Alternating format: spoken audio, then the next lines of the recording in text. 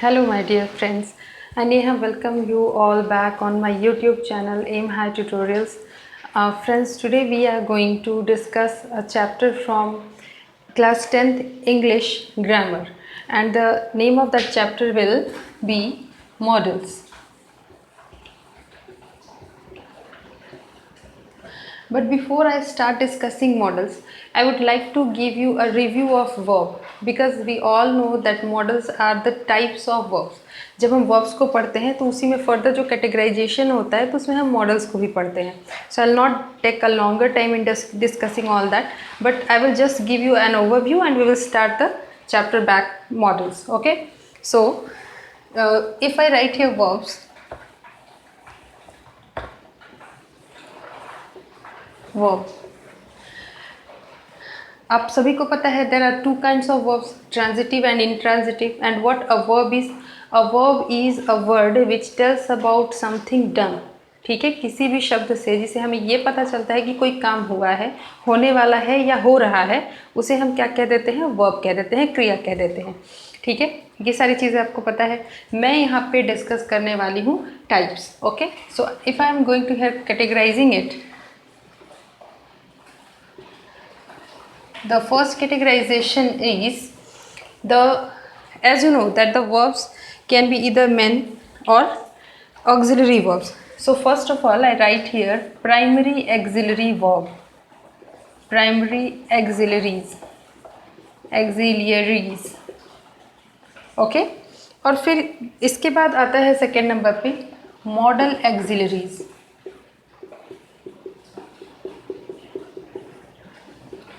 And third number पे आता है मार्जिनल मॉडल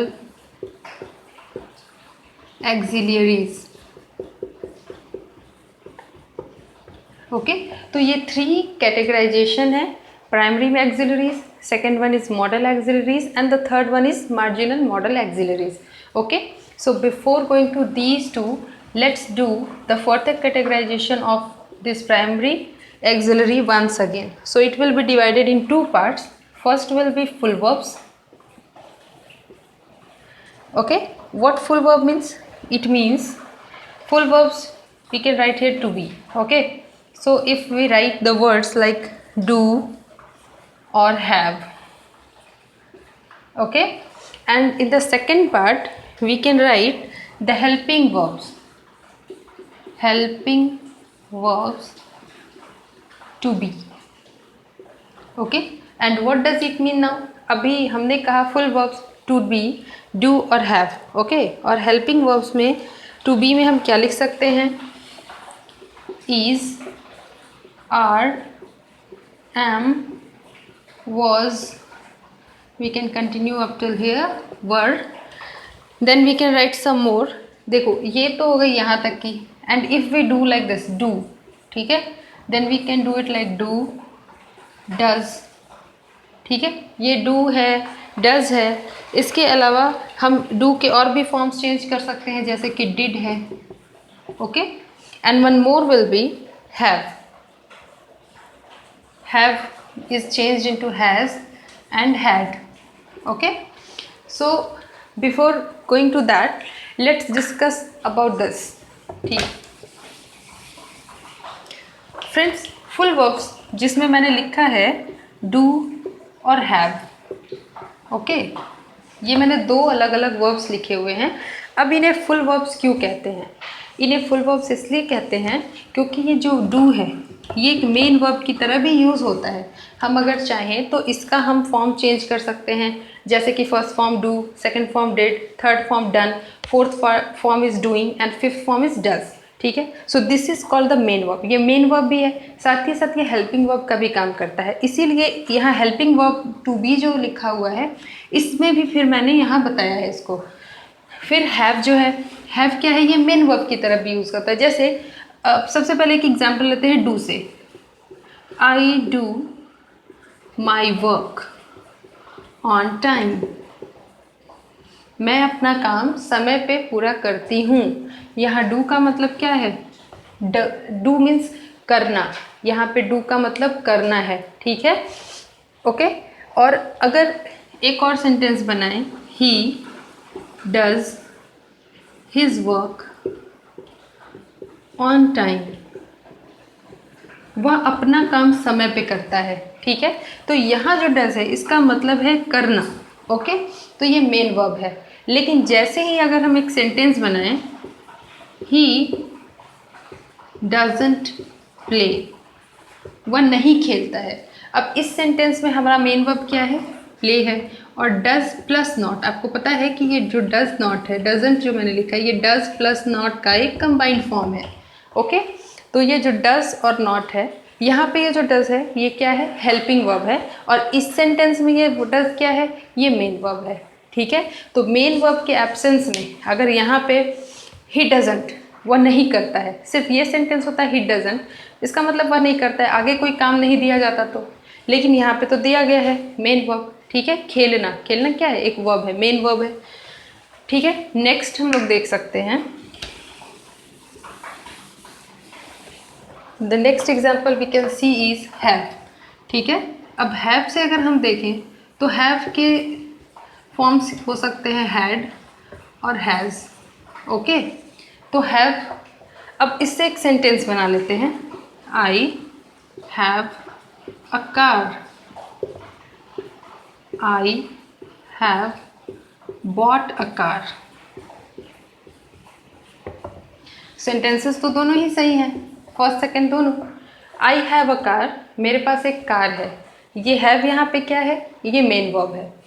अगर कहें I have bought a car, मैं एक कार खरीद चुका हूँ। ठीक है, तो यहाँ बाई, बाई का सेकंड फॉर्म है बॉट। ओके, सॉरी, बाई का तो सेकंड और थर्ड फॉर्म दोनों ही बॉट होता है। और किसी भी सेंटेंस में जब हम प्रेजेंट परफेक्ट टेंस बनाते हैं, प्रेजेंट परफेक्ट में कोई भी सेंटेंस जब हम बनाते हैं तो उसमें हम हैव, हैज़ या हैड, सॉरी हैव या हैज़ का यूज़ करते हैं according to the subject and the number of the subject. Okay, so उस समय हम क्या करते हैं, जब इस हैव के बाद अगर मेन वर्ब आता है तो वो मेन वर्ब हमेशा थर्ड फॉर्म में होगा। और साथ ही साथ ये हैव जो होगा ये क्या होगा? यहाँ पे ये हेल्पिंग वर्ब होगा। ओके, और अगर यहाँ पे देखिए इस सेंटेंस में ये यहाँ पे हैव ही क्या है? ये मेन वर्ब है। आई हैव अ कार, मेरे पास एक कार है। ठीक है, तो ये क्या कर रहा है? इस चीज़ को बता रहा है, ये प्रेजेंट की बात है। अगर हैड लगा देंगे तो आई हैड अ कार। तो ये हो गए फुल वर्ब्स जो कि डू और हैव हैं। Okay, now we will discuss the helping verbs to be, is are am. देखिए, to be, verb to be का मतलब है is are am was were. Is are am you know that it is used for present, was were is used for past. Do, ये do जो है ये to be का form हो गया। और डू के फॉर्म्स क्या क्या है? डू, डज और डिड। तो डू और डज का प्रेजेंट में यूज़ होता है, डिड का यूज़ जो होता है वो पास्ट टेंस में होता है, और हैव जो है ये प्रेजेंट में होता है फर्स्ट पर्सन प्लूरल नंबर के लिए भी। इसके अलावा आई के साथ भी इसका यूज़ होता है, सेकंड पर्सन प्लूरल नंबर ही माना जाता है उसके साथ होता है। इसके अलावा अगर थर्ड पर्सन प्लूरल नंबर होता है तो भी उसके साथ हैव का यूज़ करते हैं अगर हम प्रेजेंट परफेक्ट का सेंटेंस बना रहे हैं तो। इसके बाद हैज़ और हैड। लेकिन हमने जो यहाँ पे फुल वर्ब्स के में हैव देखा था, यहाँ पे ये मेन वर्ब का रोल प्ले कर रहा था। लेकिन अब जब ये हेल्पिंग वर्ब के कैटेगरी में आ गया तो हेल्पिंग वर्ब का रोल ये प्ले करेगा। ठीक है, जैसे ही इज़ गोइंग, वह जा रहा है। They are playing, they are playing. ठीक है, तो ये सारे सेंटेंसेस यहाँ पे इज आर ये क्या कर रहे हैं? ये इज आर हमें यही बताने का काम कर रहे हैं कि ये जो वर्क हो रहा है जाने का, खेलने का, ये जो दोनों वर्क हैं ये कब हो रहे हैं? प्रेजेंट में हो रहे हैं। ठीक है, and this is a continuous process, this work has not been completed, it is going on. Now next one is, I don't think that I need to give an example with the word am. Here was and were. अब चलिए यहाँ is जो है इसको हम लोग was में convert कर लेते हैं। बस क्या फ़र्क पड़ा? The difference which we get here is that the sentence this sentence was in present when we added is here, and now when we have replaced the is by was, it has become a sentence of past continuous.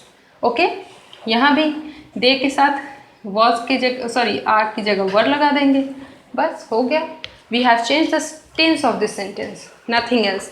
Actually ये दोनों ही, चाहे ये हो या is और are हो, ये क्या है, हेल्पिंग वर्ब का रोल प्ले कर रहे हैं, and it is giving us the meaning that the work is being done, the work is going on and it is happening in the present time. ठीक है, the next one is have. अब have को हम लोग अगर helping verb में use करेंगे, जैसे मैंने आपको सेंटेंस बोला, I have beaten him, I have beaten him, मैं उसे पीट चुका हूँ, मैं इससे पीट चुकी हूँ। ही हैज़ डांस्ड, वह डांस कर चुका है। ठीक है, यहाँ पे मेल वर्ब क्या है, बीटन, मतलब पीटना। ठीक है, यहाँ पे क्या है, डांस्ड। ओके, यहाँ पे आई हैव बीटन हिम, मैं उसे पीट चुका हूँ, ये बस हमें ये बता रहा है कि जो वर्क था that is completed when it was started, now it is completed, and this is the main verb here, this is the main verb, and this is just to show us that this is the sentence of present perfect. Okay, अगर मान लो कि यहाँ पे मैंने dance लिखा है, यहाँ पे मैंने बीटन लिखा है, इसका मतलब है कि ये वर्ब का क्या है, थर्ड फॉर्म। ये बात आप हमेशा याद रखेंगे कि जब भी हम प्रेजेंट परफेक्ट, पास्ट परफेक्ट के सेंटेंसेस बनाते हैं तो हैव या हैज़ के बाद या हैड के बाद हमेशा वर्ब का थर्ड फॉर्म आता है। Okay, now the next one is, अब प्राइमरी एक्सिलरीज को हमने डिस्कस कर लिया, अब हम आते हैं मॉडल एक्सिलरीज पे। Model auxiliaries, okay, this is the second kind. Okay, ये दूसरा काइंड है जो मैं आपके साथ डिस्कस कर रही हूँ, और ये आपके सिलेबस का पार्ट भी है जो कि एग्जाम में आपके आएगा, इससे क्वेश्चंस बनेंगे। ओके, सो मॉडल एक्सिलरीज में, इसमें मैं कोई फर्दर कैटेगराइजेशन नहीं करूँगी, इसमें मैं सीधे सीधे आपको सिर्फ वर्ड्स बताऊँगी जो कि मॉडल एक्सिलरीज के होंगे, जैसे कि the words are can, could, may, might, shall, should, will, would. Okay, and next is must and ought to. So these are the model auxiliaries which we are going to discuss through the examples and the rules which are given to use them. इनको use करने के जो कुछ rules हैं, हम पहले उन rules को देखेंगे, फिर इसके बाद इसका कैसे इस्तेमाल करते हैं उसे भी देखेंगे। Okay, I hope that these all must be going easy for you. सबसे पहले मॉडल एक्सिलरी में हम डिस्कस करेंगे कैन का use. How do we use it? We know that this is a model auxiliary verb. Okay, it is always used in present,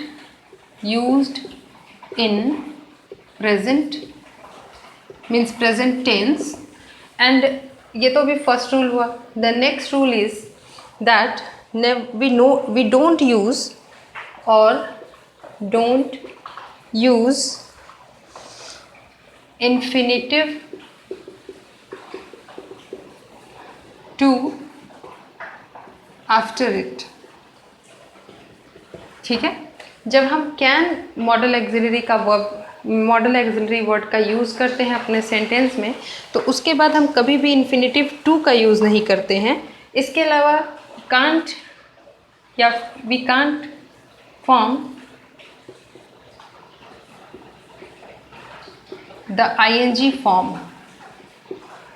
form of can. ये जो can model axillary verb है, इसका हम ING form भी नहीं use कर सकते हैं। इसके बाद एक और चीज़ जो है जो बहुत ही इम्पोर्टेंट है वो ये है कि question statements can be used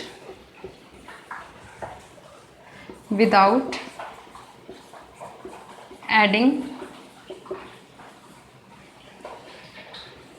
do, और हम लोग बिना डू का यूज़ किए।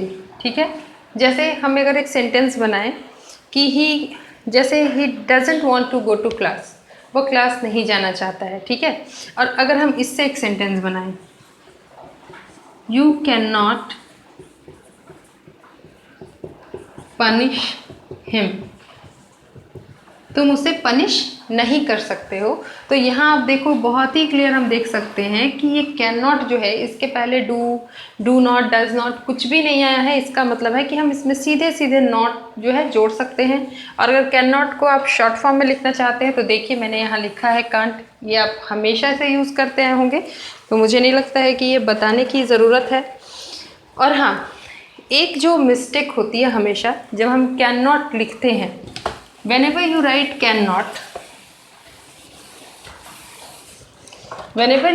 cannot, always write like this, cannot. This is the right way of writing it. If you write it like this, this is also correct, but if you write it like this is the wrong way of writing cannot. You can always write it combined like this and this, but you cannot write cannot like this. Okay, I hope that this is very easy for you to understand. Now the next word is could.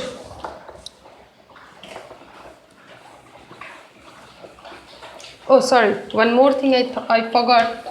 How do we use this? Those were the rules through which we can't make any mistake while using it. Now I'm going to tell you the use of it. Okay, used to show ability, used to show ability,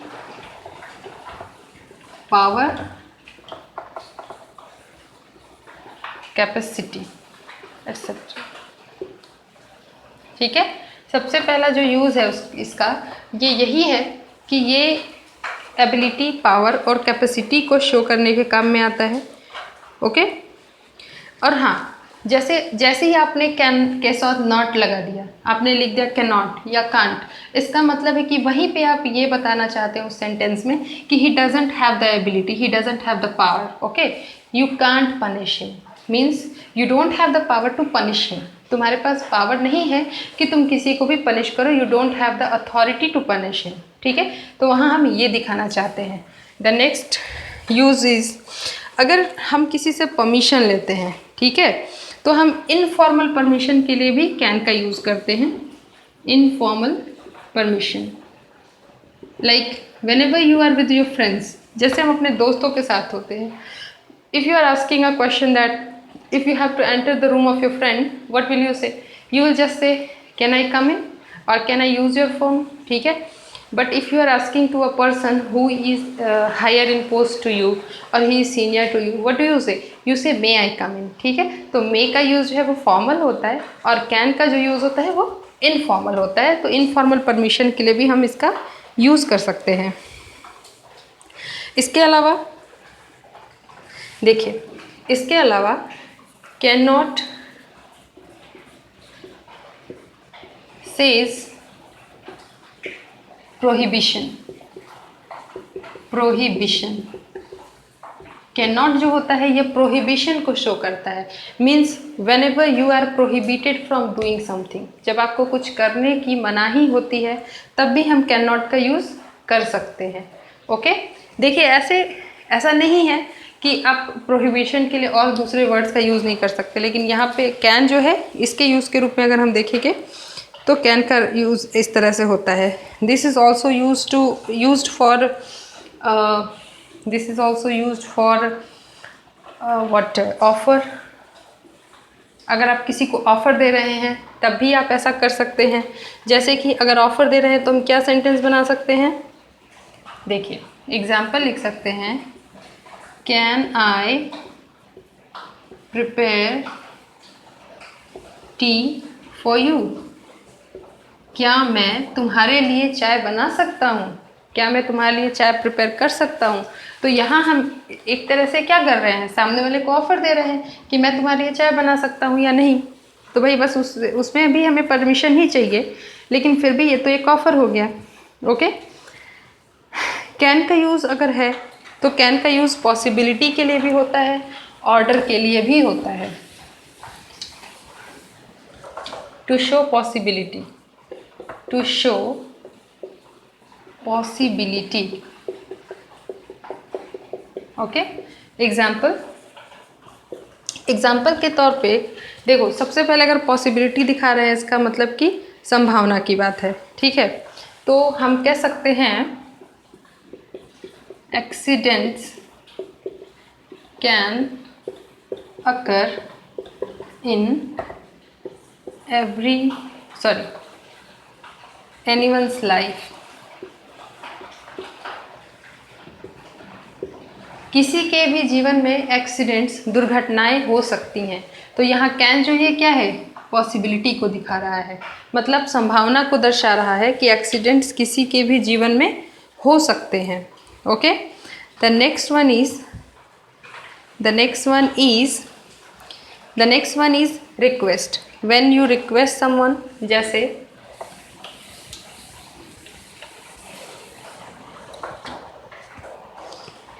example, first we can write here to show request के लिए भी हम इसका use करते हैं। Okay, तो request के लिए अगर एक एग्जाम्पल बनाएंगे तो we can say, suppose you are sitting on the dining table and you need the salt, then you can say can you pass me the salt. क्या तुम मुझे सॉल्ट पास कर सकते हो, ठीक है। तो ये देखो, मॉडल्स का यूज़ जो होता है ये क्या करता है ना, हम जब अपने पोलाइटनेस को दिखाना चाहते हैं, when we are going to be very polite or humble towards someone, then we can use these model auxiliary verbs so that we can say our sentences, we can express our feelings very politely and in a proper manner. Okay friends, I hope ये यहाँ तक की सारी बातें आपकी समझ में आ गई होंगी, and we will discuss the further model verbs in the next class. Till then, keep practicing about this keep practicing the modal verbs and the auxiliary verbs which I taught you in this video. I hope that this explanation will be helpful to you. Thank you very much for watching, and please let me know your queries in the comment section, and if you like it, please share, like and subscribe. Thank you for watching.